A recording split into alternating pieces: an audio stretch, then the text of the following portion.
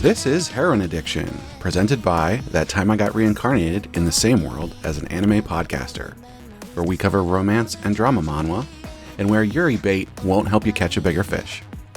I'm Isekai Sensei-Sama, aka Brad, and as always I'm joined by Bento Baggins, aka Ben. Addressing one of my major concerns with these comics right off the gate. Be sure to find us on social media, which you can find the links for on our website, animepodcasterreincarnation.com. We recently opened our Discord, so you can come chat with us. We've also got some Patreon updates, one of which I'll be telling you about at the end when we're picking the next series. But we will be putting up the high-quality stereo version of all the episodes going forward as soon as they're ready. So join our Patreon, and you can listen immediately. So today we're covering Mother's Contract Marriage. As always, I will read the summary here and then we'll get into it. Lyrica is a hard-working 8-year-old girl who has always used her vivid imagination to escape the harsh realities of living in the slums with her neglectful mother. After her mother has a premonition of a disastrous future, she snaps to her senses and devises a plan to provide a different life for Lyrica. But even Lyrica couldn't have imagined that the plan was to marry the Emperor. Now that she has everything she could ever dream of, can Lyrica face reality in spite of her wild imagination? I just say this is like hands down the worst title we've ever worked with. Like, the Mother's Contract Marriage does not accurately describe anything that's happening in this book and is like actively off-putting. And I know I said book and it's a comic. I don't entirely disagree. Mother's Contract Marriage it tells you what the setup is, and that's about it. Yeah, I was so nervous when I heard that title. Like, to the point where I never would have picked this up just based on the title alone. And it's probably one of my favorites. The thing is the normal story that you would expect from a title like that is like, oh, the girl's being abused and like, there's all this subterfuge going on, like a much darker thing. And it's not that this series doesn't have any darkness, but like it's yeah. To me, and maybe it's just like I don't fully understand. Is there like a cultural concept of what a contract marriage is? Because to me, when I heard the term contract marriage, I was like not thinking equal partnership, carefully negotiated by both parties. Like, we haven't actually read any other ones with contract marriages in it. No, this is new to me. Okay, let me. Well, Fantasy of a Stepmother, that's sort of a contract marriage. But that's like over when the story starts. So, maybe not really the same thing.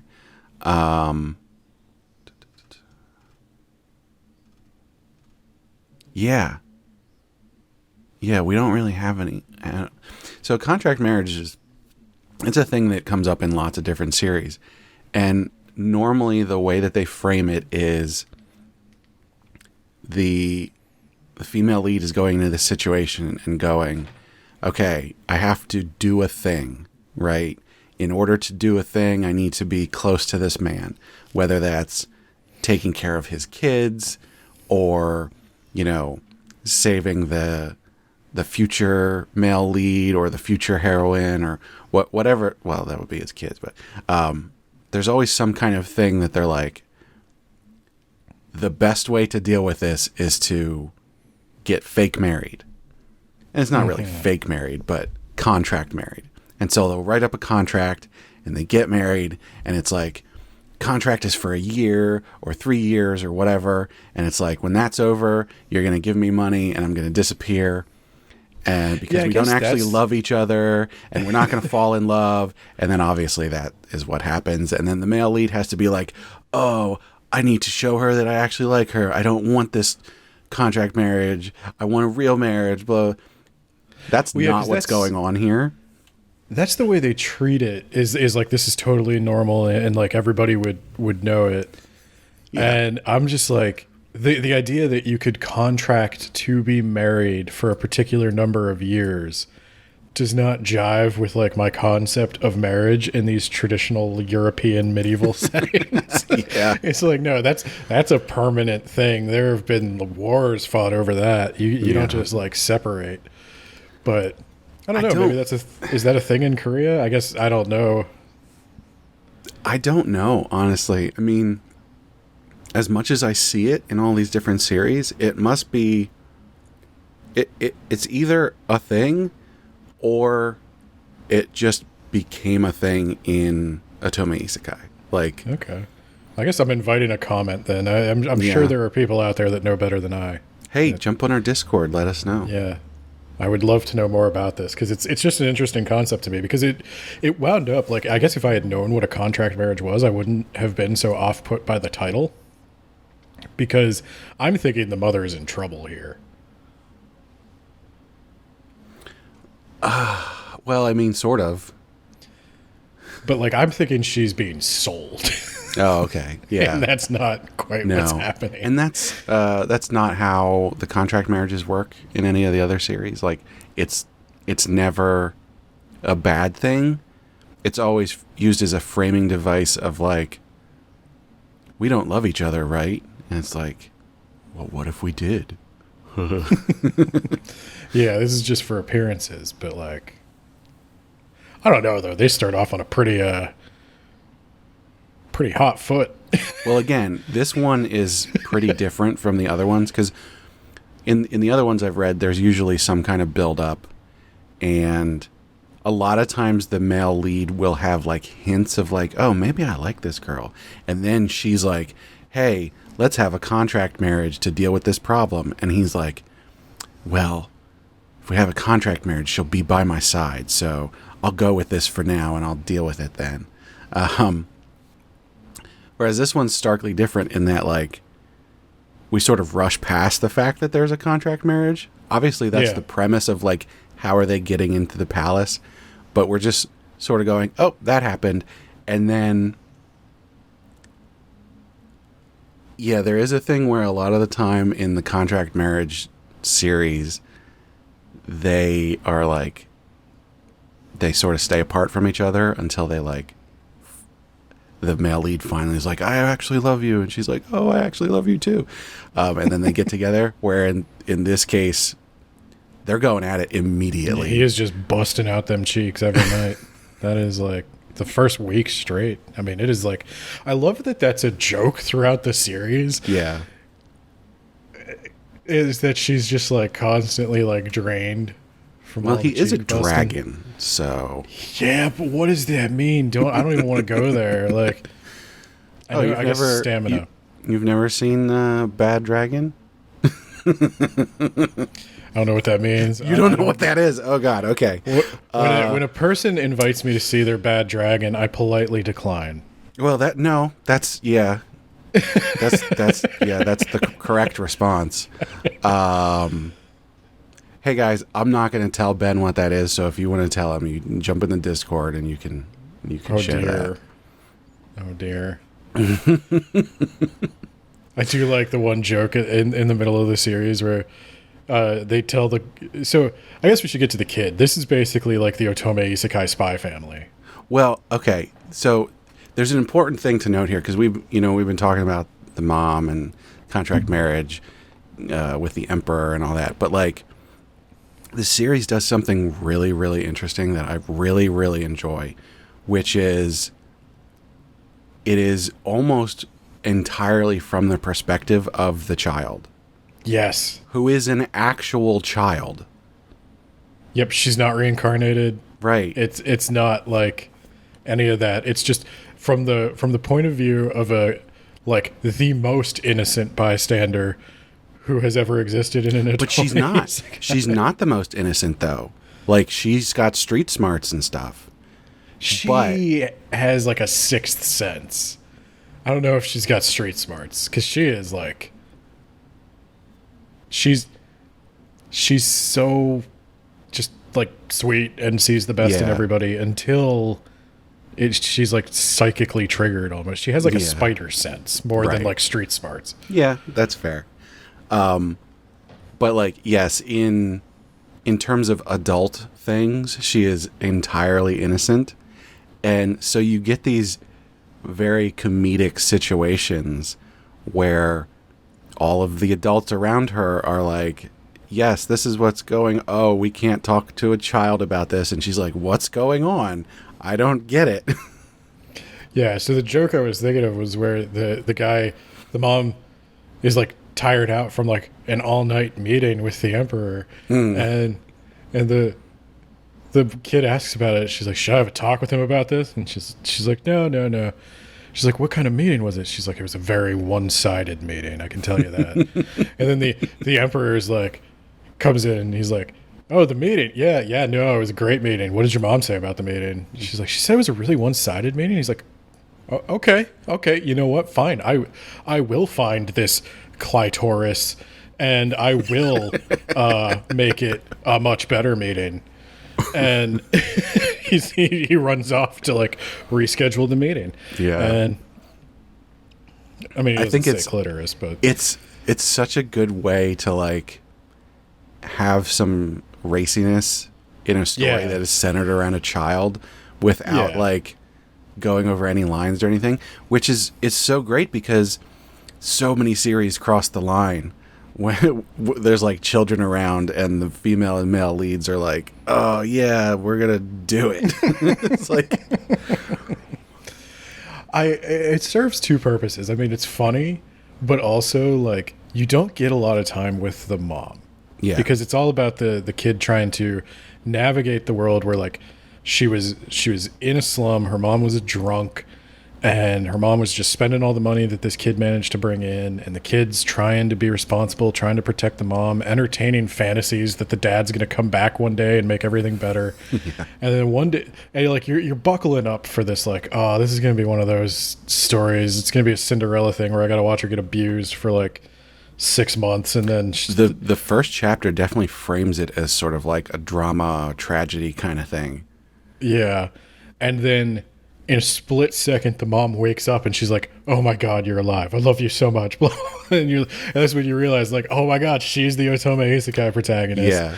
And she came back from some terrible future, and now she's going to do all this stuff, and the kid gets to go along for the ride. And it's like, from the kid's perspective, she just gets her wish. Like, her mom's better now and loves her and does all this stuff. And it's like the sort of story that could only exist in the Otome Isekai genre, because in any other genre, you would be incredibly suspicious of all of this. Mm-hmm. Yeah, well, it's interesting. The summary says that the mother has a premonition. And as an Otome Isekai reader, you're like, what? No, she came back in time. Yep. That wasn't a premonition. That's not how this works. But the series is from the perspective of Lyrica, the little girl who didn't go back in time. And so from her perspective, that would be a premonition. Now, I don't think the mom actually like talked to her about the fact that she knows the future yet, at least. No, so you just get to watch her know it. You just get to watch her do all the things they do in every Otome Isekai manga, where she invests in the right business and she knows that there's like a tragedy that's going to happen that's going to affect fashion somehow, because all the women in their giant stupid dresses couldn't get out of the fire in time. So she's designed a dress that's like more mobile, and everybody's going to start wearing that, and she's going to make more money. And she's just like, she's just hitting all the beats of the Otome Isekai in the background. Yeah. While the kid's just like, my mom invested in something. Well, this is obviously a scam. My mom's an idiot. And the kid is the perfect combination of like super sweet, super innocent, and very protective, and like always trying to do the right thing. So you can't not root for her. It reminded me so much of Spy Family in the beats, except like Anya's a little asshole. Yeah. And this kid's like very pure. And I like both of those tropes, but it is very interesting because like, and we'll probably get into this later in the rubric when we talk about recommendation strength, but like there's, if you were coming into this never reading any Otome Isekai, there's obviously a good story here, an interesting premise, and like all this stuff going on that you would enjoy it. But as an Otome Isekai reader, there's like an extra level to it where you get these little hints of things going on. And you go, oh, I know what's going on here. I see you. I see what you're doing. No, if I were to put together the Otome Isekai curriculum for the college course I will one day teach on the subgenre, I would definitely make this like your fifth reading.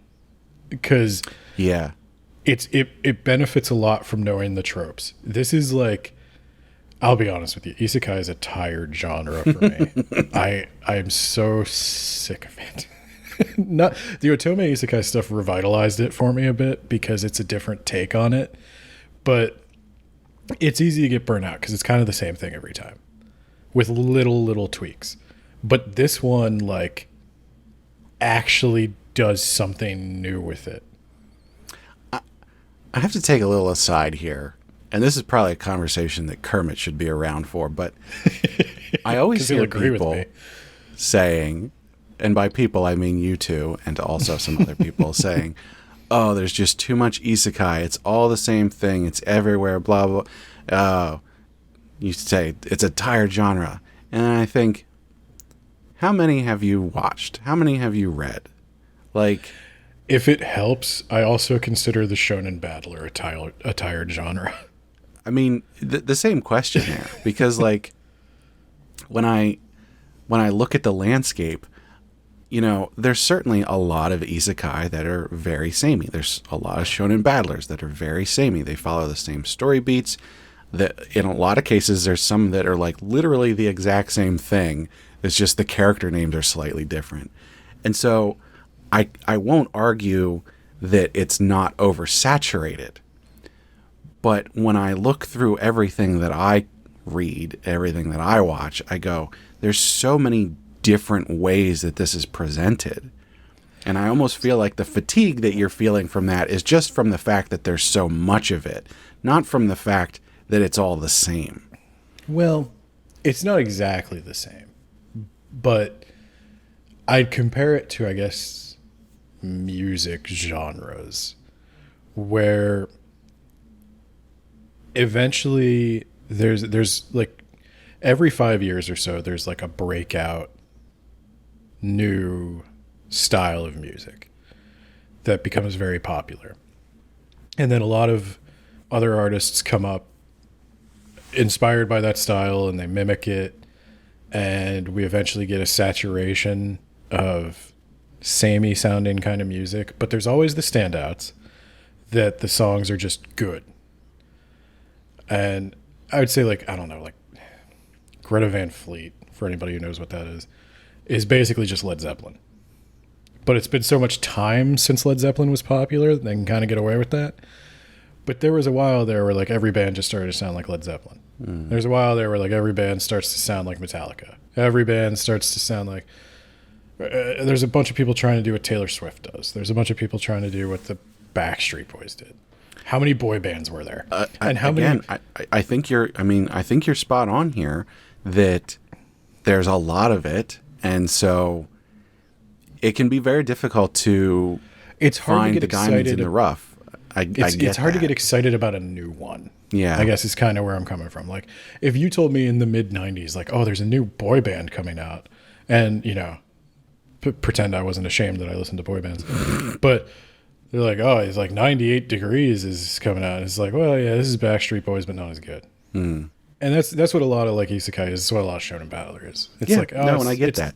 So what I want to impart on you is that, like, that's why I'm here. I'm going to go through all of it, and I'm going to be like, here, check this one out. So I just want to, like, temper the whole, like, oh, it's all the same thing. I'm not saying because it's an isekai, it's bad. But this is like, when you encounter one of the ones that's... I think it's easy to get lazy as a creator in the genre. Mm-hmm. Because people like it so much that if you do just do the same thing, if you do just hit the same beats as everything before you, you'll probably get some success. Yeah. And I'll read it. So I love it when people go the extra mile. And this one goes the extra mile. This one goes many, many extra miles. This is, honestly, so I think I started reading this when there was like 5-6 chapters, something like that. Because I had seen the title. It had come up on Bato as like, here's a new one, check this out kind of thing. And I could see it was, you know, close to the top in terms of like the rankings and whatever. And I was like, Mother's Contract Marriage. I don't know. I read all these contract marriage ones and it's fine, but who knows? And then I think it was on the Otome Isekai Discord. Somebody posted an image or something from it. And I looked at that and I went, all right, I should probably check this out. Oh, and yeah. This artist could adapt Dilbert and it would be fucking amazing. That's the other thing. So, I mean, it's an important point to hit. The story is obviously really, really good. And like the characterizations, the story beats, the premise, all of that is great. And then they're just like, oh, by the way, this is the most beautiful thing you've ever seen. Yeah. No, I mean, this is skipping ahead a little bit, but I think I actually wrote, intending nothing to ever hit this. Yeah, for art competency, I said every frame is a painting. Yeah. Intending nothing to ever hit that. And spoilers, this is going to hit that for me. That's what I said last time. I was like, keep an eye on this. It's literally, I think every frame is a painting. I do think they digitally painted almost everything. Yeah, I have a feeling that there was some kind of like 3D modeling stuff involved, but then it looks like they literally painted over it. Yeah, there's parts where I can see tracing. And this is one where it's like, that can be cheap. Like, we've talked about this a little bit with like the AI stuff and everything. It's like, you can do that in a way that, again, is lazy. And you might get away with it because it's going to look okay.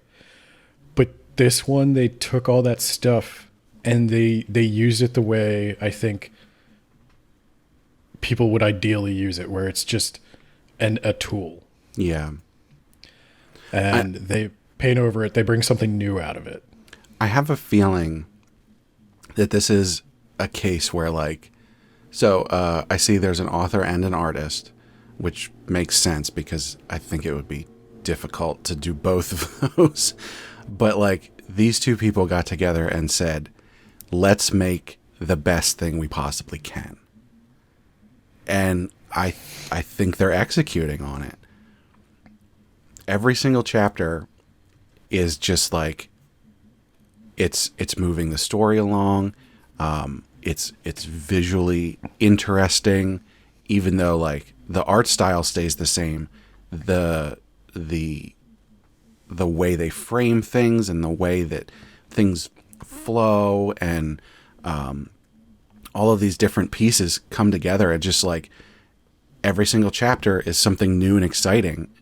I think you said this before we started recording, but like, yeah, there's no point at which there's like a lull and you sort of get bored and you're like, oh, they're doing the same thing. It's like, no, every single chapter comes and is like, yes, new and exciting. And I think it's an interesting conversation between the creator and its audience, because this isn't a book, or I keep saying book because I'm wired that way. This isn't a comic you can read just by itself. I think you could, and you could enjoy it, but to really get the most out of it, you have to know a bunch of otome isekai tropes. Like, it probably would have even helped me to know more about contract marriage. And you have to have read a lot of isekai. I think that's who this is for, because the pacing is such that, like, if I were judging this in isolation, I would be like, wow, the pacing's really, really quick. But if you're somebody who is familiar with all these beats, like, they know you already know all this stuff. They know you've read these isekais before, and you know what's going to happen, and you don't want to be bothered with the tease.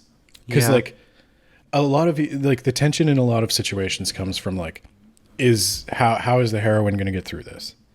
And I'm thinking, like, so she eventually meets a character who's going to become sort of her older brother.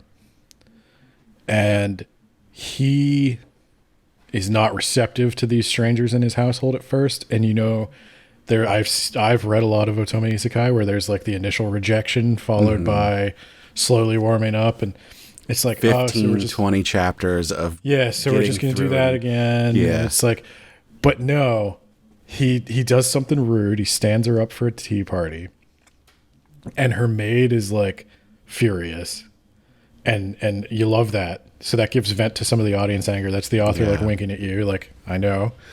And then very quickly it all turns around, like, they, without feeling forced. That's the beauty of it. And I really love that one because it sort of used Lyrica's superpower, which is being the most endearing little girl ever.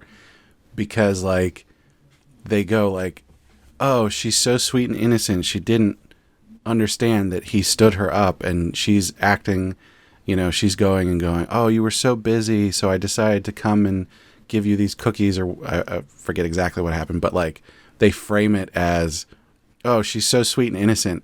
But you get that sort of background thing where it's like, no, she knows that he stood her up, but she's, like, putting that out of her mind and going, that doesn't matter.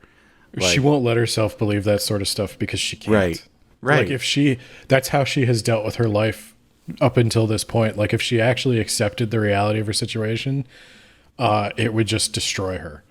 So instead, she just comes up with a better alternative where everybody around her isn't terrible. And then, but by doing that, she's turning people to her side. When people see that, like, that's what she assumed, their guilt takes over, and they have to make it real. Now, so I wanted to say, I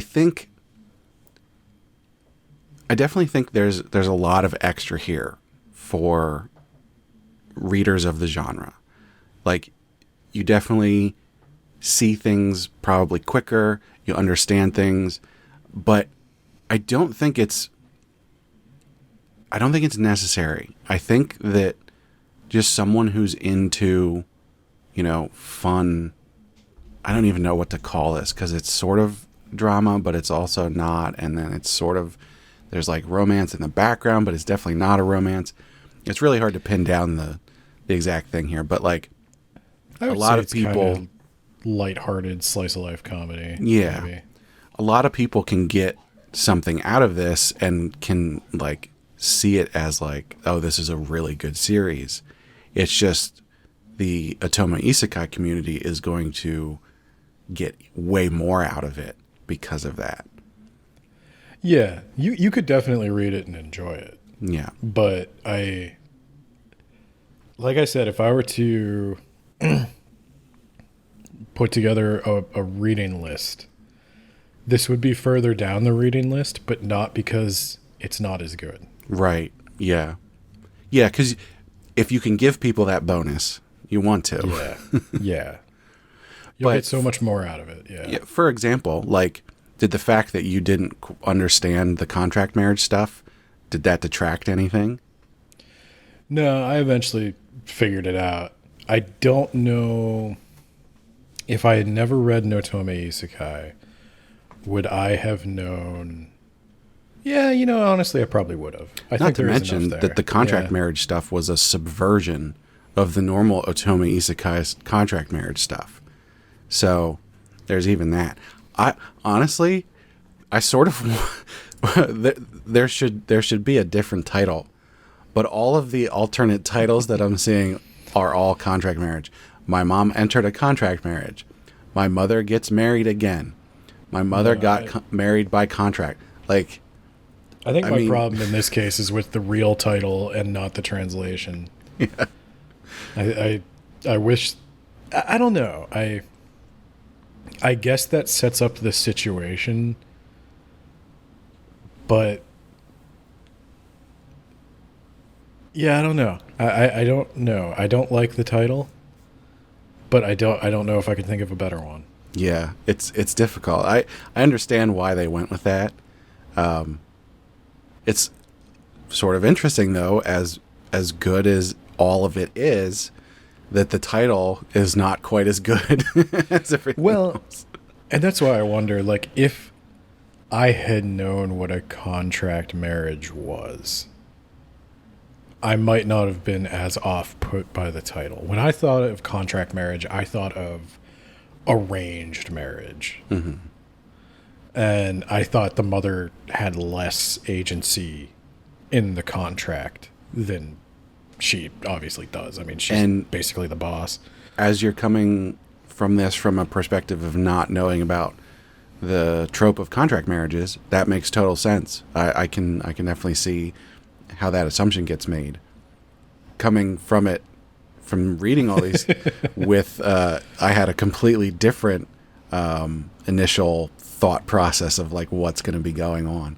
So we both got blindsided by that. Yeah, but there's not. I like how quick everybody is to embrace the kid. And this is one you have to read. Right. We could give a detailed summary, but like you do have to read this one. Yeah, I don't want to give a whole lot away because part of the fun is sort of exploring all these things going on through the eyes of an 8-year-old. And I mean, I can tell you, as a father who had an 8-year-old quite recently, they're weird. Like 8-year-olds are weird.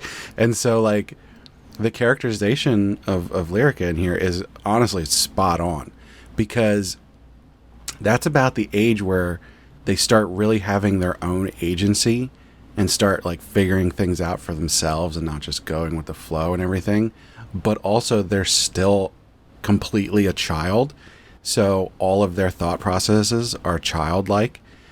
And so it's this really strange mix of like acting grown up, but also as a child. And this mixing of those two different, thought processes that you get.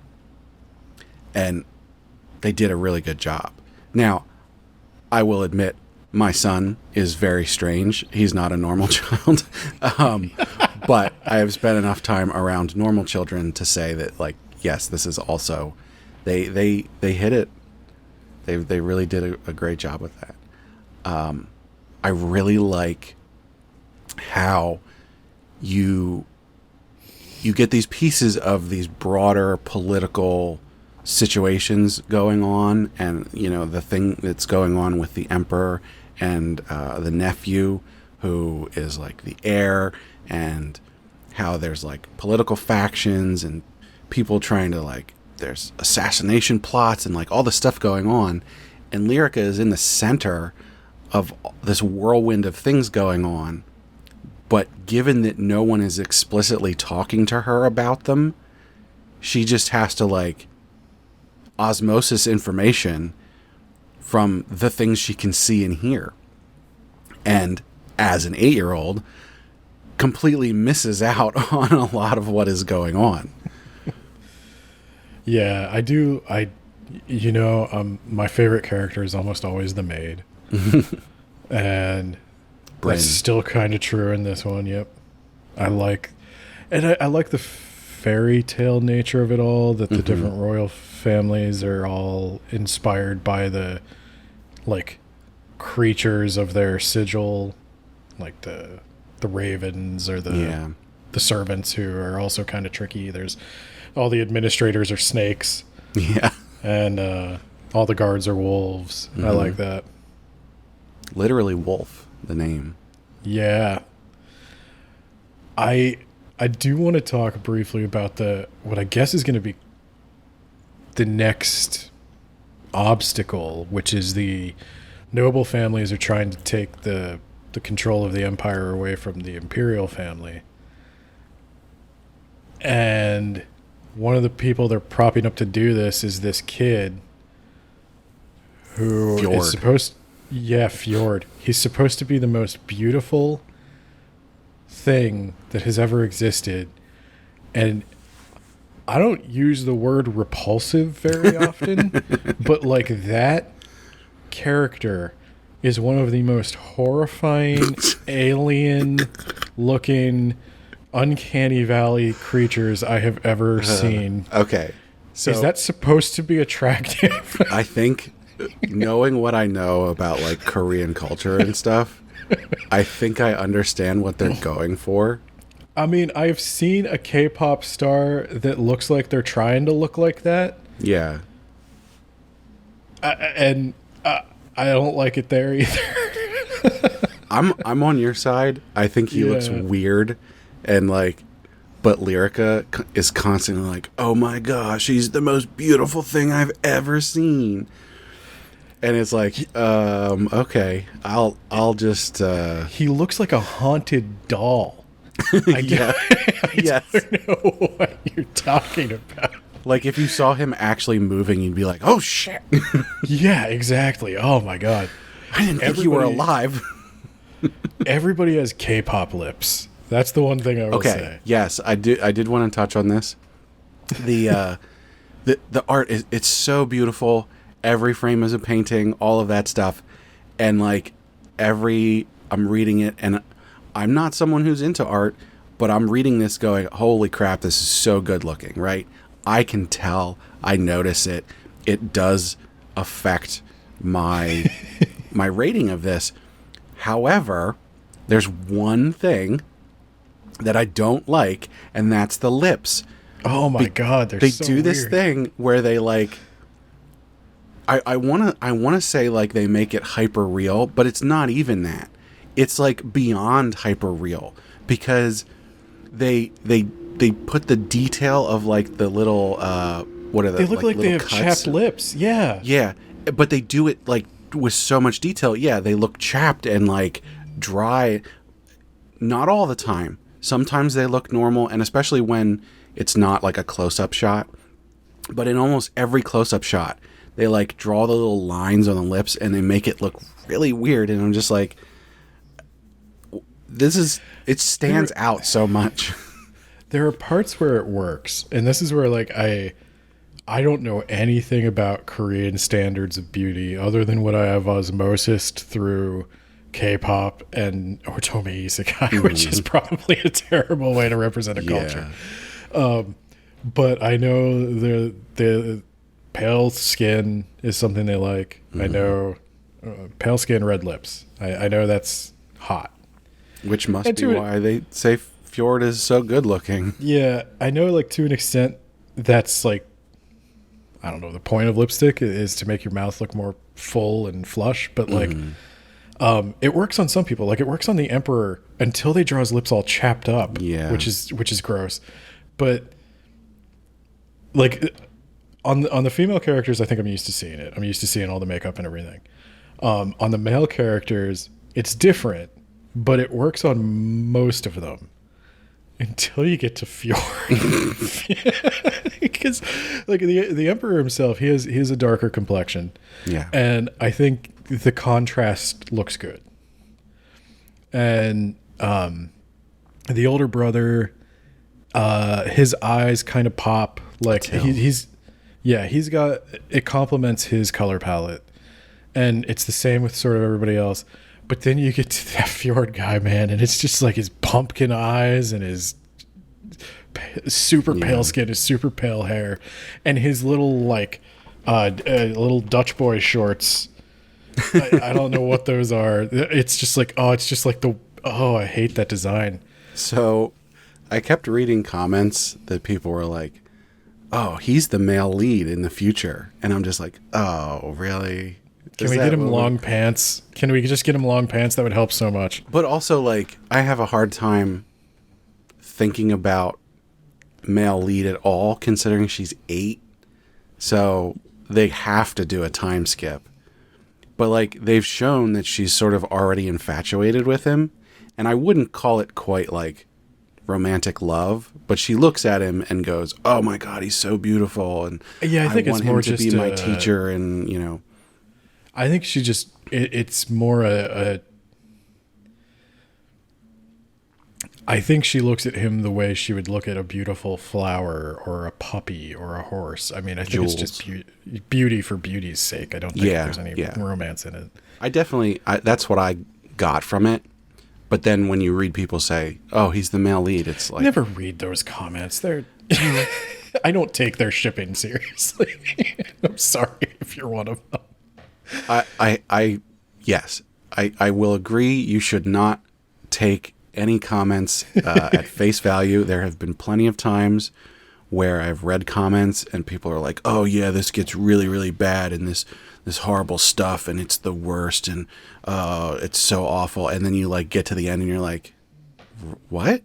I mean, sure, it was dramatic and everything, but like the way you were describing it, I was prepared to be in a depression from reading it. Y'all know you get gossipy in those comments. It's half the fun. I will say that. I'm not judging them for it. Because it is fun to be like really hyperbolic about this. Yeah. And I enjoy reading the comments. But I would never like, oh, he's the male lead. I don't think this is ever going to that. I don't think because we see in the mother's nightmare version of the future, if I interpreted correctly, we were talking about this a little bit before we started recording. She dies in the future that the mother's trying to avoid as an adult. Yeah. And so the story, I guess, goes until she's in adulthood because she's contracted for 8 years. So Lyrica will be 16 when the contract marriage is over. And by adult, we mean 16 because barely that's good enough. Yeah, well, royalty back in the day. I never know what the rules are for these comics, if they're using like modern standards or whatever, but she'll be old enough to not have this childlike innocence about her. She'll have to have learned a little bit about the world by then. Right. And at 16, you would start dating. That's when she could show romantic interest in this kid. I generally, if a series describes, you know, 2 people in a romantic relationship as 16 or older, I'm generally like, okay, all right, I'll accept that. I mean, you're definitely still a child, but like, as long as they're both 16, right, or around about. Whenever they start to do it with like, oh, she's 12, it's like, no, I don't think that's okay. 14 is a stretch.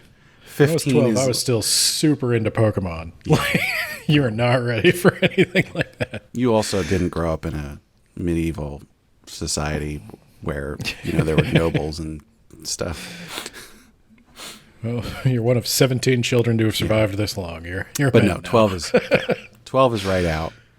14 is icky. 15 is on the line. 16 is okay. Yeah, but so I could see an epilogue maybe. I don't know if this story is going to cover because like the whole thing seems to be her innocence. That's the hook. It's like, honestly, there's not, we're, how many chapters is it? 39 chapters in. And I haven't quite seen what I suspect to be the main plot line yet. There's definitely hints of like, oh, the political stuff that's going on, but it hasn't really gotten to Lyrica's level yet. And so it's like, we're following her. It's her story. So what is the actual main plot line here?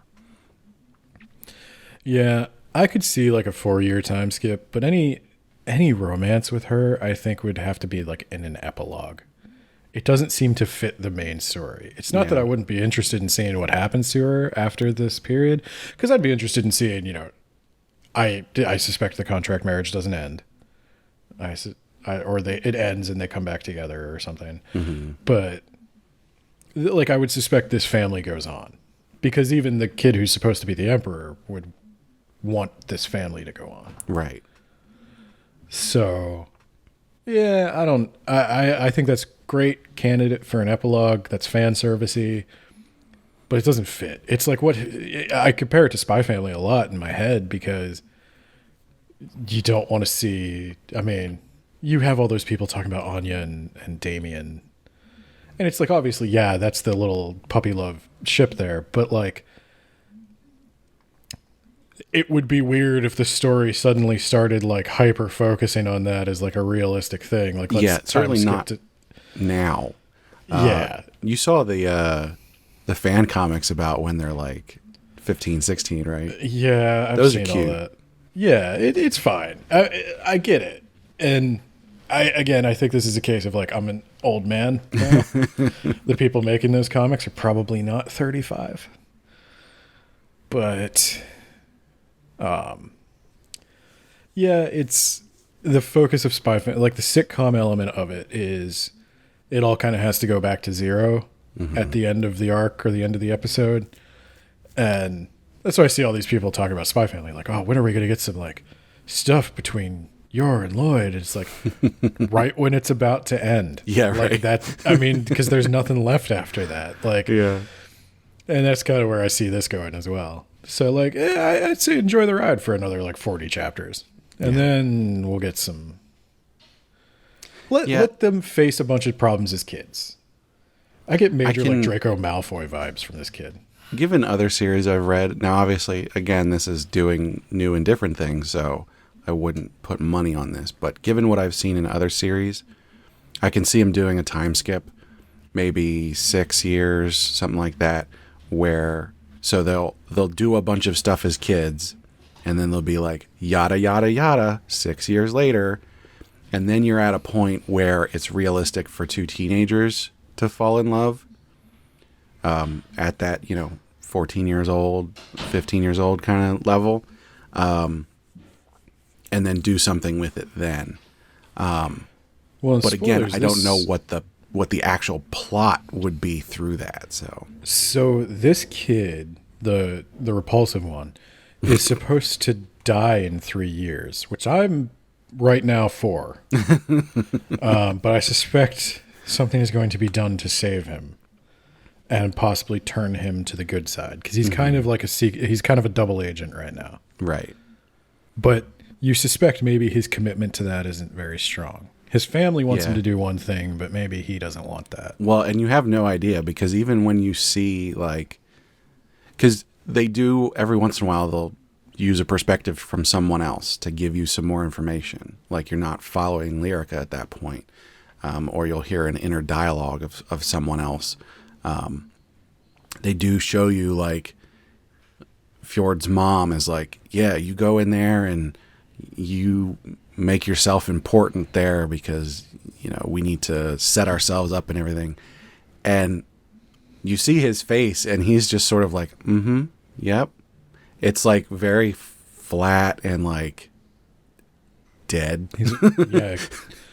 Like a ghost puppeting his doll meat. Yeah. Like he's so goddamn awful.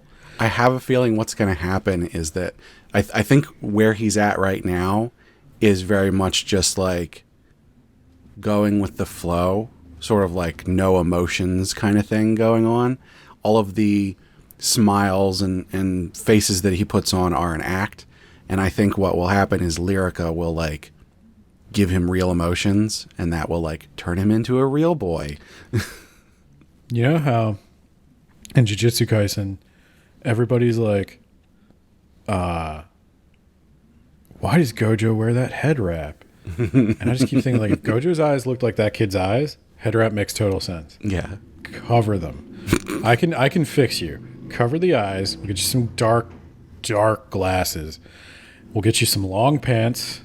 And get rid of that hat. That hat in the last chapter, no. Oh, yeah, that is not okay. I know they were going for that that French Renaissance thing, but that's like, no, that is not. Do you know, I actually laughed out loud because one of the things is like he teases her a little bit when he first meets her, and she like curtsies to him or something. He curtsies back and he does this magnificent execution of a curtsy, and she's a kid. She wants him to teach her how to curtsy, and that's what she writes in her little letter. Like, would you come to my house and teach me how to curtsy? And the mom is like, imagine asking a boy to teach a girl how to curtsy. And I'm like, I can imagine asking that of this boy. Was this your specimen of masculinity that was supposed to, yeah, no, I mean, I totally, that guy was quarterback written all over him. Like, Yeah. what the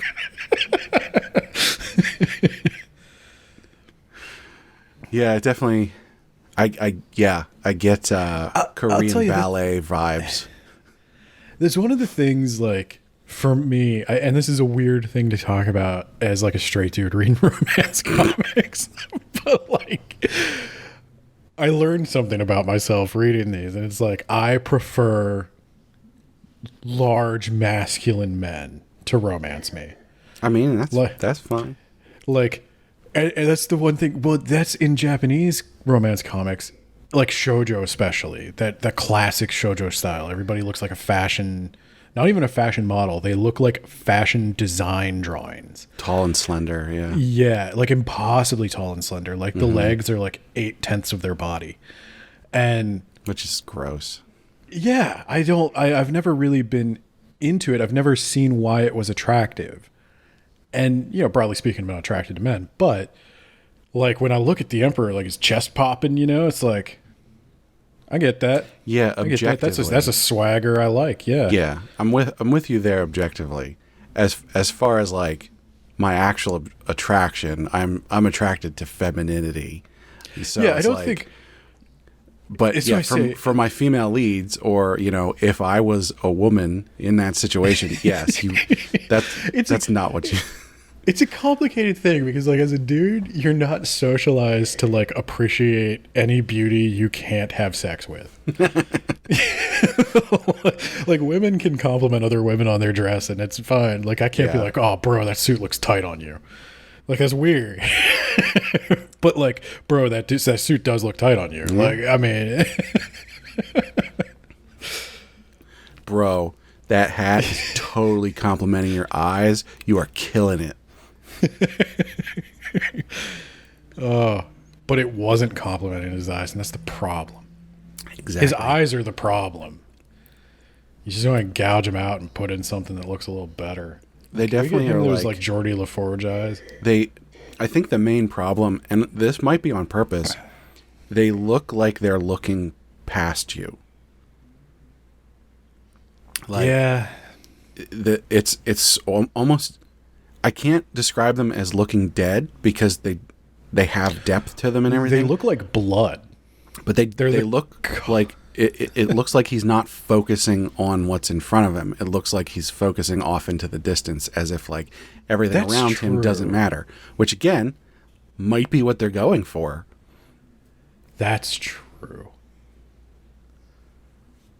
That is probably part of the reason I find him so like alien. Yeah.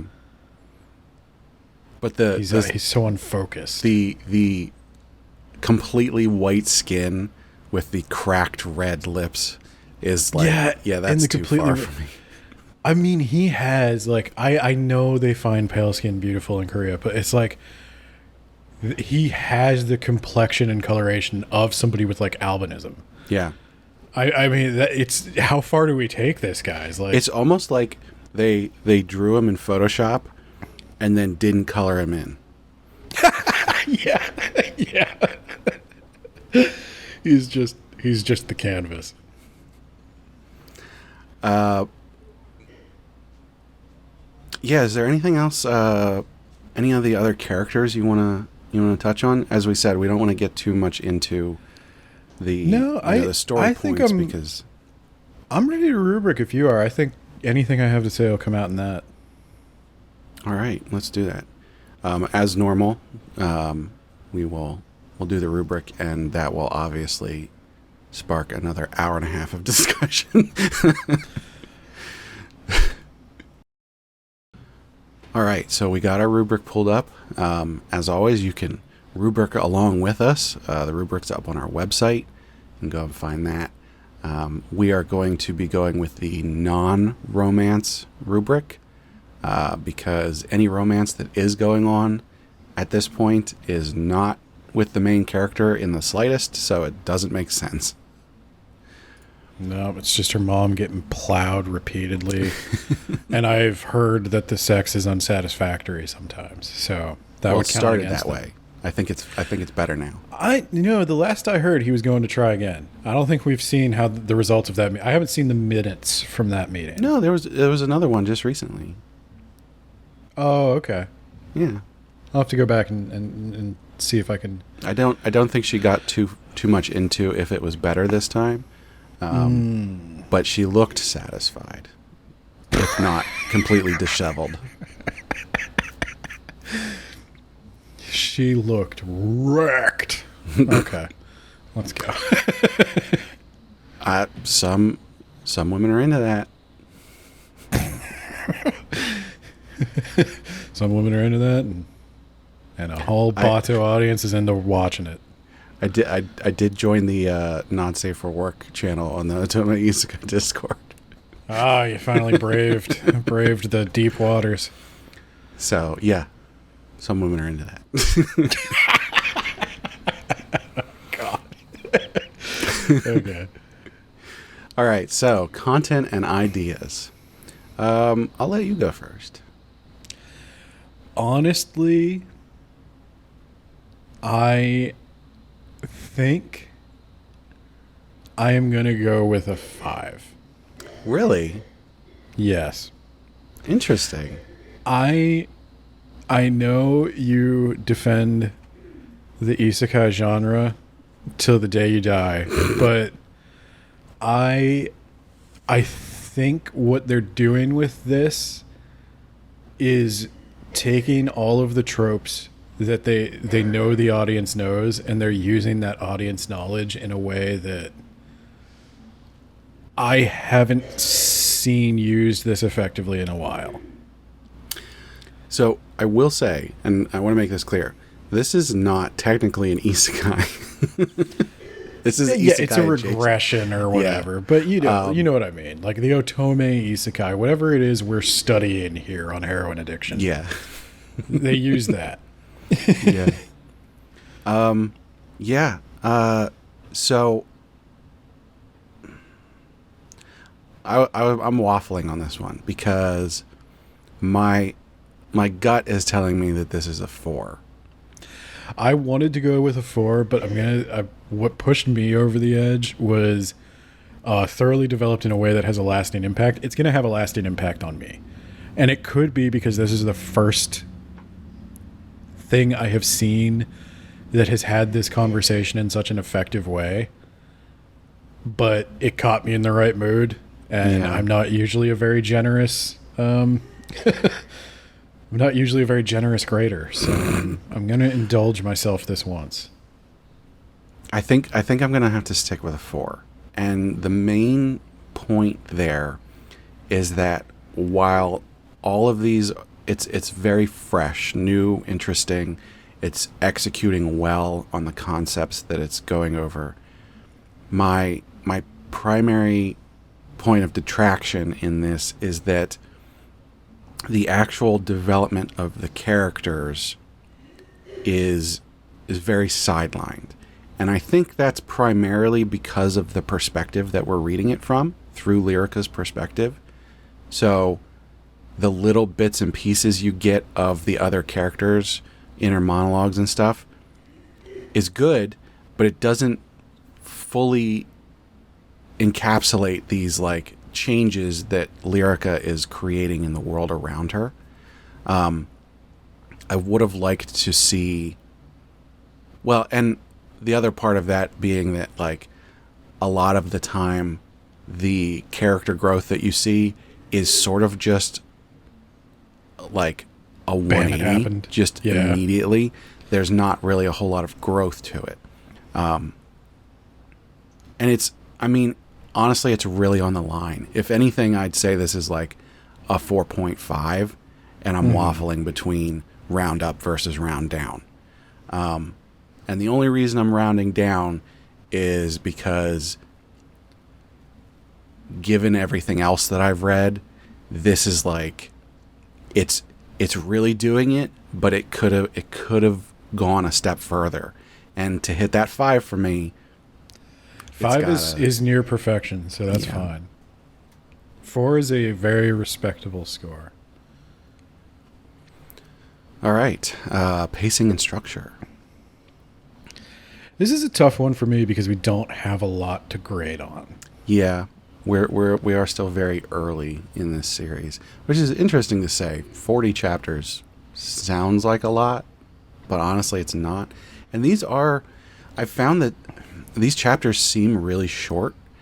I was looking at the sort of like the length of them, and they're not actually short, but they focus so much on these beautiful paintings that there's a lot of like multi-page transitions, right? And there's not a lot of dialogue to it. So, you're only spending 4 minutes to read a chapter as opposed to, 8 to 10 for a more dialogue-heavy series.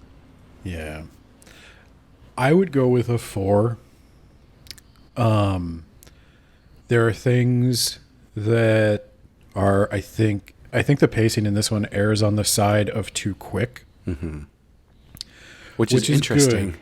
That's not something that happens very often. Normally the pacing is like way too drawn out. Overall, I prefer things to be too fast than too slow. Mm-hmm. And that's probably why it's getting a 4 instead of a 3. If it had erred on the side of the slow, I'd be like, eh. So that's a little bit of my personal preference coming in there. I have faith that it's going to continue moving things along and pushing arcs and pushing characters to come to her side and stuff like that. Mm-hmm. And I think it's taking it for what it is. The arcs are not the plot. Like, right. What it's about is not what's technically happening with the Empire, because that's the subversion of the expectation. Is the mother is the Otome Isekai protagonist, but this is happening from the perspective of somebody who's not involved in the mother's struggle so closely. Yeah. So her arc is sort of just charming different people. And so she has charmed the Emperor. She has charmed the staff. She has charmed the older brother. And now she will presumably charm this robot monster. And he's a porcelain doll. Oh, there's nothing worse than that. So, yeah, I think it's a 4. I think it's coming together pretty well. I will say I don't feel like I have enough to grade this on. It could vary wildly either way by the time this is done. I'm also going to go with a 4, although I'm more on the higher side as opposed to what you said about, coming up from a 3.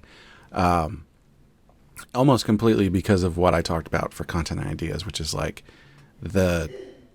I don't feel like it quite explored the surroundings enough. I like the fact that it's fairly quick. I never felt that it was too quick, although I can certainly understand how some people might feel that way. I think the structure so far has been fine, although it doesn't go up to a 5 for me because I feel like it's lacking in a sort of primary tether, that main plot to go through. Now, by chapter 80, this could be a 5 for me. It's completely possible. I would probably rather come back when it's complete and regrade it. And I hope that it's got to a 5 on that. And frankly, the content ideas could have gone up to a 5 by the time it's over as well. So I think there's room to grow on this. I'm looking forward to it. Well, characters, I'm going 5. I love all of these people. Now I'm going No, I'm going 4 for the reasons you said during your content and ideas. How did we flip on this? So, just because, well, that's part of it. The reason I want to hear more from these people is because I love them. The primary point is like Lyrica is the best. Like, she is so cute. She's so charismatic. She's so realistic that, like, on its own, she gets the whole thing up to a 4 by herself. And then you add in other people. So the mother, Lydia, right? Luda or something. Lydia. Well, anyway, I think what the mother is great because now obviously she was abusive and bad, and that's not good. She had to go through horrible trauma to understand what was really important in life, and that's not great. But that's a normal Otome Isekai protagonist thing. So I'm not going to really detract much from that. She came around, and she's doing her best now. I think she's great. The Emperor, the characterization of that, they do a really good job of like, oh, he's scary and distant and everything, and then they go, oh no, look, he completely loves this little girl who is now his adopted daughter, and like everybody's scared of him, but look how he acts around her, and now they're all surprised and everything. That characterization, I love that. That's like my favorite trope of like scary dad is now soft with their child. That's my favorite. So I love him. The Prince Attil, that whole thing where like he's like, I'm not gonna be close to anybody, and then I'm gonna stand her up, and she's gonna learn her place, and then like he comes around instantly, and then the mom comes and is like, hey, Emperor, you need to talk to him. He thinks you hate him, and the Emperor's like, what? What's good? That whole thing was great. I loved that, the way these characters interact with each other, and then you put on these other supporting characters, the maid, her brother, who is the attendant of the prince, the prime minister, and then I think the prime minister's son, who is with the prince as well. Like all of these periphery characters who like speak their minds, and they're like saying like, oh, you shouldn't treat her like that. She loves you. This is, and like just the way that all of that comes together. I think look at all this so emotional good. intelligence. Yeah. And like even the bad guy. So you have the mom, Fjord's mom, who is like trying to pull some political machinations. You have like the one knight who is like secretly not good, and all of that stuff that was going on. Like it all feels right. All these characters feel like actual living people. So yeah, that's why I'm at a 5 on characters. I tell you, I pretty much agree with everything you said, but the reason I'm at a 4 is things are trucking along great for me until I hit the Crown Prince's 180. Not so much that I don't buy his 180 with regard to Lydia. I think they did that well. I think they resolved his like, oh, my uncle's not trying to kill me. I will embrace humanity. That was, yeah, I get you. Yeah, I'm nitpicking. I'm really nitpicking there. That was really fast. In general, I like him, and I'm not necessarily even unhappy that they skipped over that part, but they set it up, and they chose not to do anything with it. Yeah. So it's a 4, but it's a strong 4. I don't think I like to what you said that they didn't do anything with it. They didn't do enough. Yeah. Yeah. It was very much like, here's 4 panels of, hey, he likes people now. It's like, you draw that out a little bit more. Come on. It's okay. And, you know, they give him a lot of development. I think he needs a little bit more. He may get more. Yeah.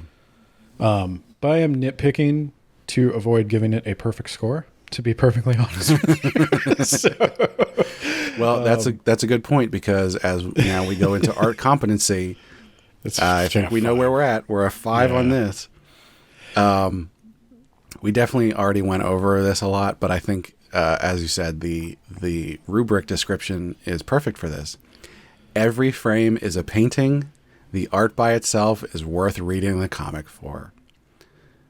It's like if you read a Final Fantasy concept art book and they just painted word bubbles on it. I mean, I'm serious. Like this, whoever is doing this is so talented.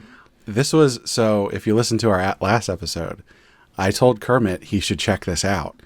Literally just because of the art. I don't think he would care for this story, but I think he needs to look at this just to look at these beautiful paintings. Well, and like I'll tell you, it's not necessarily even a personal preference. I think the kid I genuinely think is supposed to be the most beautiful is hideous. Yeah.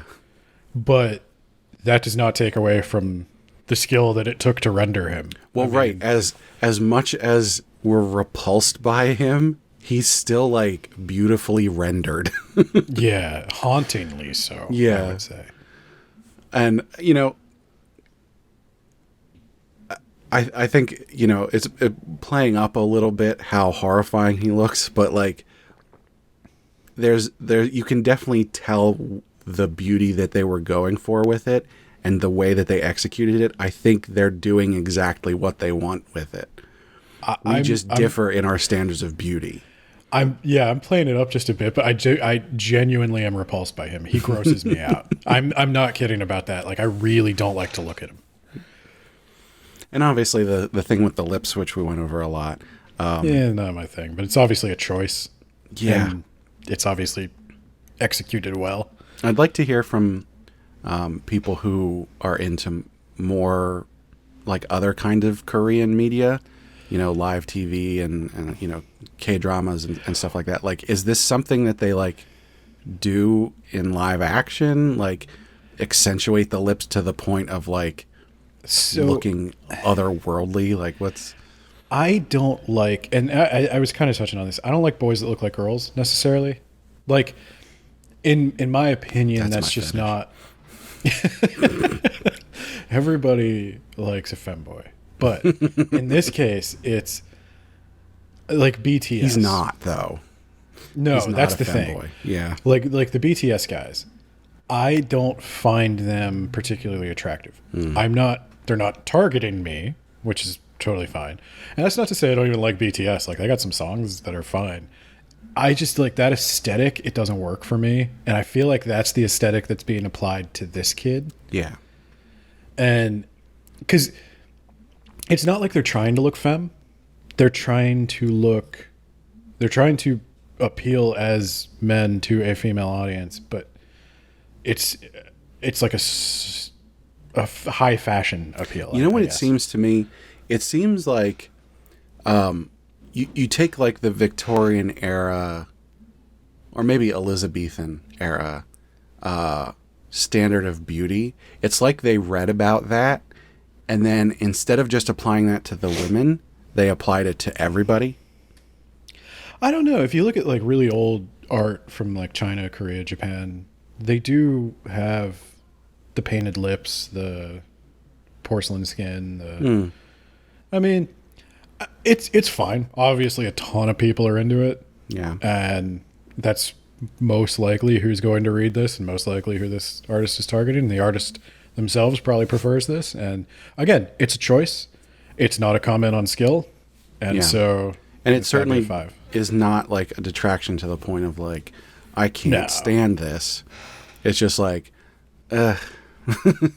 okay, moving on. Yeah. So moving on to artistic flourish. I'm just going to read this here. The flourish and style are exceptional or innovative. Certain moments seem to come off the page. That would be a 5. Yep. It is. Some of those, there's a point where it transitioned from night to day, and I've talked about how I love it when they use the scrolling format of the phone comic or the web comic, and the transition from night to day is totally animated and cinematic, and that's so cool to me. I never get sick of seeing it. There's there's something I want to sort of explain here, because I think, art competency and artistic flourish can tend to sort of overlap a lot. And you might tend to think, oh, how could a 5 in art competency be anything other than a 5 in artistic flourish? But I think it would be possible. So if you had every frame as a painting, you could have every frame looks really, really great. It's lovingly rendered. It's super detailed, all that kind of stuff. But if it's just the same thing over and over again, static camera angle of people talking, same camera angle, you're not putting, borders around and using shading and colors and stuff like that to sort of set the mood and the tone and everything. If it's just a beautiful picture every single time, your artistic flourish would be a 3 or a 2 in that case.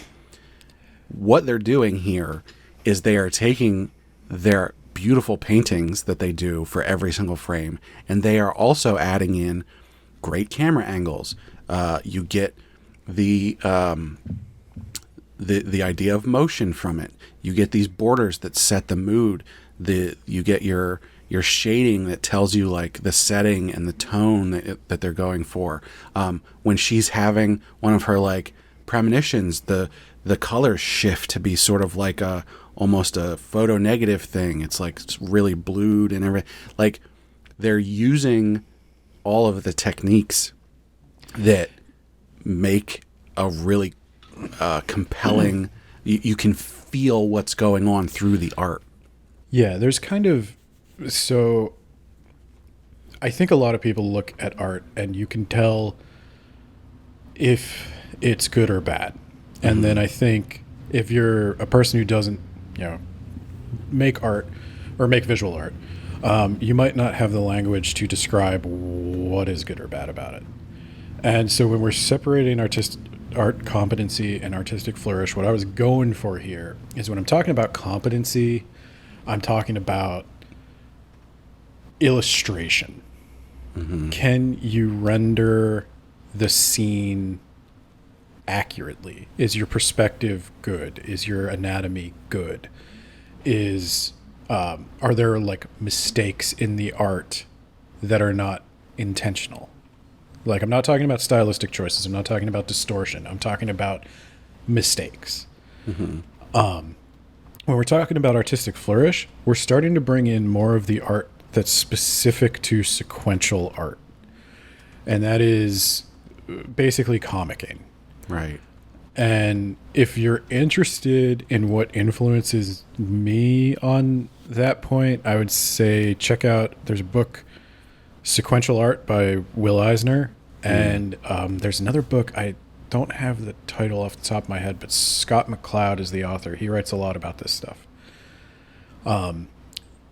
And you can conversely have poor illustration skills, but excellent sequential art skills. And I would say think about like your newspaper comics. Yeah. Like and some of those people can illustrate like champs, but many of them are just doodling. But they can do it in a way that communicates their ideas effectively. Right. So like you can have solid sequential art skills with very simple illustrative art. It's a tough thing. We've talked about it a little bit on Heroine Addiction and the other podcasts, but when you're analyzing comics, you got to think about layout, paneling, angles, tone, color, all that stuff.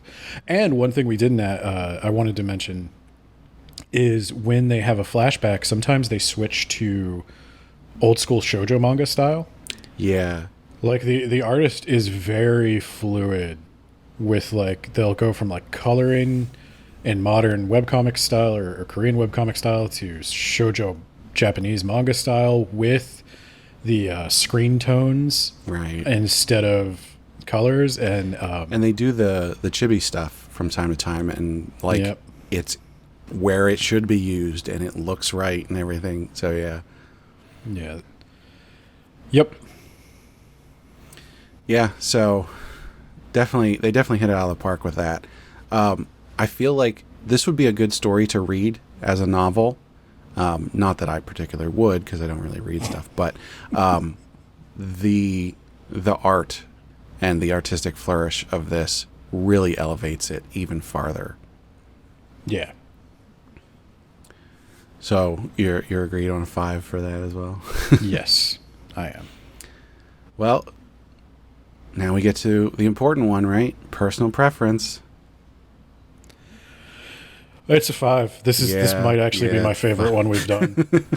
I will say, I don't think this is my absolute favorite of all time, but it's probably top 3.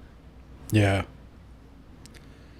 Yeah, for as little of it as there is relative to the other stuff, this is probably my favorite. Yeah. This is definitely one where I'm looking forward to it each week. When I see it pop up on the feed, I want to read it immediately. Sometimes I'll skip ones that came out a few hours earlier to read this one first. It really, like I said, I mean, I obviously love the whole like cold daughter becomes soft or cold man becomes soft for his child trope. That's my favorite trope. But like, and this isn't like that all the time, which my most favorite ones are, but the way that they pull off all of these different tropes that they've gathered together to create this series is just like, it's just so good. All I could say is a little bit about me. If you don't follow anything else I do, my hobbies are reading, writing, and podcasting. And I often podcast about the things I read and write. And so I read a lot. You were angry with me for not starting this earlier. But I read like multiple books per month, tons of comics, all this stuff. And often it's things I want to read, but things I'm reading on a self-imposed deadline as well. Mm-hmm. And so when I finish something, it's like, okay, good, that's done. Now I could go on to the next thing. This one, I can say, when I got to the last chapter, I was disappointed that there wasn't more. I was not relieved that I could go on to the next thing. Mm-hmm. And that says a lot for me. Well, to be fair, it's probably better that you didn't start it earlier, or you would have got behind on your other things, because you would have just stuck on this. No, it was really good. I have it subscribed on Bento. If I don't forget to log in, I fall behind every now and then. I just recently caught up on all the Shonen Jump crap, so maybe I'll try to keep up with this one as well. And last, not least, recommendation strength. Yeah. 4. Yeah. Where's my 4 webcam? for me too. So I was going back and forth on this a little bit. I feel like this is obviously a must read for genre fans. I don't even know if strong recommendation is a strong enough wording for that. Like, if you're listening to this podcast, as soon as it's over, go read this series if you're not already. The only reason I can't give it a 5 is because I don't think this is for everybody. I think it's for a lot of people. I think it's for anybody who likes any kind of like soap opera stuff, anybody who likes, pretty things at the very least. Like, I'd say it depends. Like, I don't think I could recommend it to just everybody, because I think you got to be somewhat into the Otome Isekai stuff. So if you're not into Otome Isekai at all, this isn't going to change your mind necessarily. But also, I would say it depends on why you're reading Otome Isekai. Like, if you're reading romance comics to be like, I don't know, titillated or excited or whatever, this isn't going to do it. There's not a lot of romance here. There's sex, but it's for a joke. But those people should still read it. I don't know if you'd be in the mood for it. Like, if you're not in the mood for like a wholesome sort of comedy, then it might not. I might be overhyping it to you. I wouldn't read it alongside the things you normally read, I would say to those people, but you should still read it. I would say, if it helps at all, I'm quite cynical. Like, I like horror, and I've talked about this in therapy, actually. Is that not what this is? I find trauma makes something more believable to me. I am that human that they talked about in The Matrix that could not accept the paradise because it was lacking a certain amount of pain. So like, I don't typically go for just like wholesome things. I would totally accept that Matrix. So, but even I was like, I think I posted the meme from Brooklyn Nine-Nine or whatever that shows where she gets the puppy and she's like, if I've had it for a day and if anything ever happened to it, I would kill everyone in this room and then myself. That was my exact reaction. 5 minutes now, and I would. Yep. Yeah. That's my reaction to this little kid. Is like she even melts my cold heart. So. Yeah. I think if you're open to this at all, you stand a really good chance of liking it. If you're not open to it at all, I wouldn't force it on you. If what we have described sounds boring, I mean, people like, I just don't want the rebound effect of like me telling you this is the greatest thing in the world, you reading it, it's not for you, and then you hate it, then you like feel the need to like bash it. I don't think that's going to happen. Honestly, like, I've seen it being recommended to other people. I've recommended it to people. I obviously recommended it to you. I have not seen one single instance of somebody even being like, it was fine. No, every single person who it gets recommended to is like, oh my God, this is the greatest thing I have ever put in my eyeballs. Well, whenever we open the Anime Podcaster Reincarnation merch store, we will sell Protect Lyrica at all costs t-shirts. We need to get some Patreons before that can happen. Speaking of our Patreon, you can subscribe it. Yeah, get the episodes early. And another special thing that we'll be telling you about in just a couple minutes. All right, so it's time to add this up and give it its rating. Do do do do do do do. I already added mine up. Let's see here. I think we have the same score. I don't know. I gave the first two 4s. So I ended up at 89. 89 as well. Oh, all right. So we evened out there. I guess that was characters, right? Yeah. What? I said we were flipped on some of those categories. Yeah. 89. Where does that land? 89. I would say 89 if you're rating out of 5 stars. That's a 4.5 rounded up to a 5 for me. All right. I'm going to give it a 9. I'm going to give it a 9 on Bato. Yep. Which, I think. So I'm looking at the breakdown here. On Bato, it's got a 9.1. 84.4% 5 stars. 14.2% 4 stars. And like, no one's giving it less than 4 stars. Yeah, this is a discussion I've had. Like, at the end of the day, ratings are only as useful as they are to the people looking for something to read. I don't put a lot of stock in ratings, but I would say if you're being fair about ratings, very few things are perfect and very few things are absolute garbage. Yeah. So I think this one is near perfect.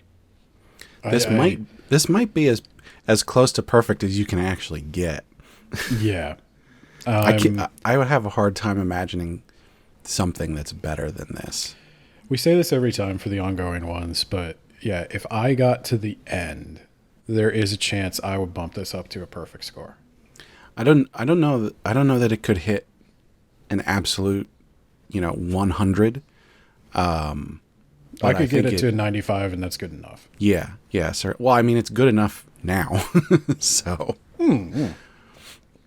Good enough for the 10 out of 10 or Yeah. 5 out of 5 or whatever. Well, and as opposed to a lot of other series that I really like, that I see people give 10 out of 10s to, and I go, I think you're pushing it there. If someone gives this a 10 out of 10, I'd be like, yeah, go for it, obviously. Like, well, and that's the rubric thing, trying to separate, like, is this good from did I like it? yeah. Did I like it? Yeah, 10 out of 10. My favorite one. Is there anything I could find about it that's wrong? Yeah, there's a couple little things. But I think some people rate for themselves. Like some people are just curating their own collection of their favorite Right. things. And that's why ratings kind of aren't that useful. Right, Because we don't all have the same. Not everybody is using my rubric. But they should. You know, what people should do is they should use the rubric and then come on our Discord and share their actual rubric ratings for these series that we've covered. You should. That would be Yeah. interesting. It would actually help me. It would help me design the rubric too, because the idea for the rubric is that like an independent scorer would come up with close to the same thing. All right. Well, now it's time for the big reveal. So, we're going to choose the next series that we're going to cover, but we got something extra special now. Oh my What god! we're going to do, Ben, you are going to choose 3 series from the list, and then we're going to put a poll up on Patreon for our patrons to vote on which one of those 3 that they want us to do next. Oh my god! Yeah. So make sure that you go out there and join our Patreon if you want to be involved in picking. What'll happen is I will put that poll up basically right now as we pick them. And that will be up for a week, since Ben always waits to read these anyway. Yep, you got time. So let's see. What am I picking from? Just the Google Doc? Yeah. Now, I will say probably if we get recommendations from people, like actual, like, hey, check out this series, and it isn't one that's already on the list, we'll probably just go ahead and do that one. But as long as we have no straight recommendations, there will be a Patreon poll. Okay. I have my first choice. Is Becoming the Dark Hero's Daughter. All right. What's your next choice? Beatrice, because I have no idea what it is. Ooh, good choice. That's, if we go with that one, you definitely have to get the romance rubric put together. And then I think I will choose, where was it? A Transmigrator's Privilege. Ooh, that's a good choice. I'm hoping it's about the social justice concept. No, it's not. I enjoy that series. I'm actually a little bit behind on it, so I'll have to, if that's the one that gets picked, I'll have to make sure I get caught up there. I'm only behind because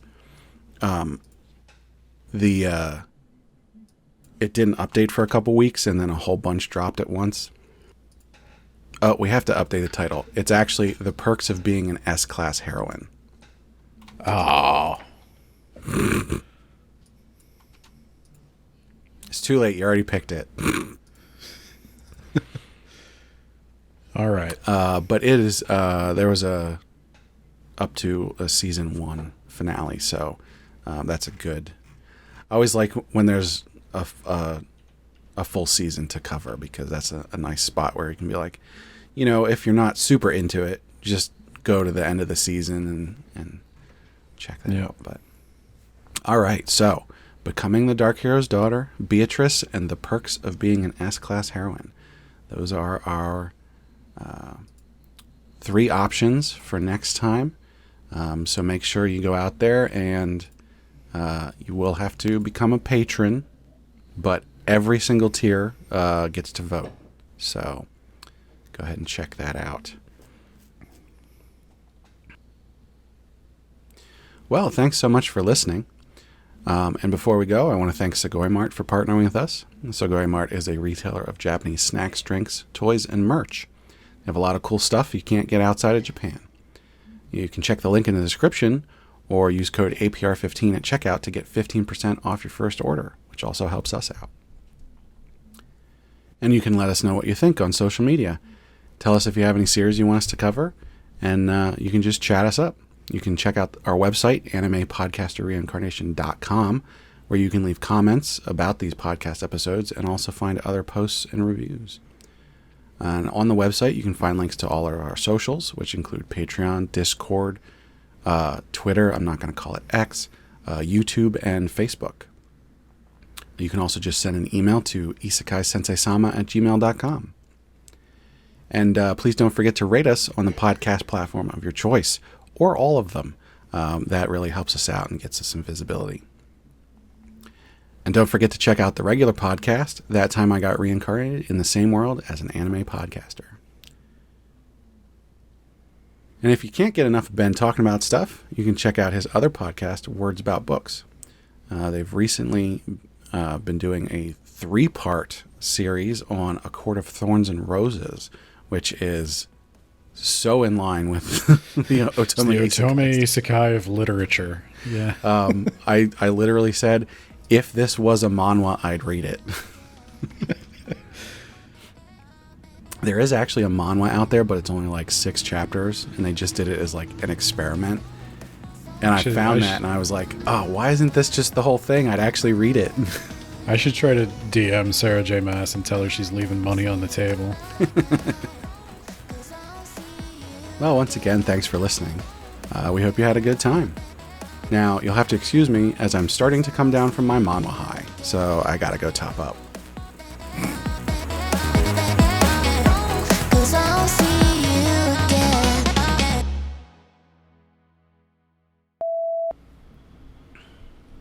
I have a super secret recommendation. Oh my gosh. I think this is one that a lot of the Otome Isekai community probably already knows about and reads, but I only picked it up recently. I'm not sure how I missed it. It's been going on for a little while, and it is like my favorite thing. It's called The One with the Villainess. So it's a manga. It's a villainous, like, it's straight up Otome Isekai. This girl gets isekai'd into the game. She becomes the villainess. And what's really great, they do this really interesting thing where the villainess is still, like, aware. So she's, like, trapped inside this, like, space where she can see what this girl is doing with her life. And she also has access to, like, all of the knowledge from this girl's life. So she can read the novel or the game that she's in, but she also has access to all this, like, actual facts and stuff from, like, the real world and everything. And so the girl is like, oh, she's so upset that she took over the life of this villainess, but only because she wants that villainess to be happy. And so she does everything in her power to change the fate so that this villainess can live a happy life if she ever gets to come back into her body. So, like, she befriends the crown prince that she's the fiance of, and, like, all of the characters around, the side romance characters and everything, they all come to love her. And so instead of, like, going down this dark route that was the original game, she, like, builds up all these friendships and loving relationships and romance with the prince and all that stuff. All while still going in the background, I'm doing this so that when the villainess comes back to her body, she can have a good life. She's like a really good, sweet person, right? And then they get into school, and the actual heroine of the game shows up, who we find out is also an isekai protagonist, right? But she's like nasty, right? And you're like, this isn't how the original game went. Like, why is she doing this? And so that the original heroine of the game is like, why are all of these people treating her so well? Like, they're supposed to fall in love with me, but they're not falling in love with me. And what we find out is she starts using like cash shop items, basically like cheat items.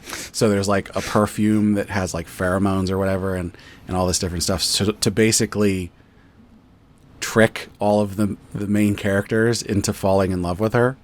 Should have been called the one with the microtransactions. Well, but here's the thing, because this is like 4 chapters that all of this takes place in at the beginning. So they finally get to like the condemnation event. Did I say that properly? The condemnation event. Okay. And the villainous girl, who's not the actual villainous, is like, what's going on here? Why is all of this happening? You all liked me, and I'm always doing stuff to try and make everybody happy and everything. And the prince is like, we're annulling the engagement because you were bullying this girl and everything. And it's like, but that's not. And so she breaks. She like snaps. And then the actual villainess comes back. And she's like, you guys suck. I love this girl, and she did everything for you, and you destroyed her. And so now I am going to live for her. So it's like the reverse kind of thing. The girl was living for the villainess, and now the villainess is living for the girl. It's so good. So instead of like, oh, I'm going to destroy this girl and everything, she's like, no, I'm gonna move to the countryside. I'm gonna move to my father's territory. You guys keep doing what you're doing. I'm gonna go off and do this. And what she does is she goes to this territory and starts building it up. She becomes like super powerful because she's got all this knowledge of the game and like the real world and all that. So she's like the most powerful person. She basically becomes the hero and everything. The reason I started reading this was because someone posted a page where she's killing a god, and I was like, I have to read this immediately. And I did. I read the whole thing, all of the 40 some chapters in an hour. I just blew through it, and I was like, oh no, I'm done with it now. There's no more. So the main story is what takes place after this condemnation event. The actual villainess sort of like going around and saving the world and building up her territory and like being a badass. It's really good. And I think everybody should check it out if they haven't already. Well, there you go. Super secret recommendation.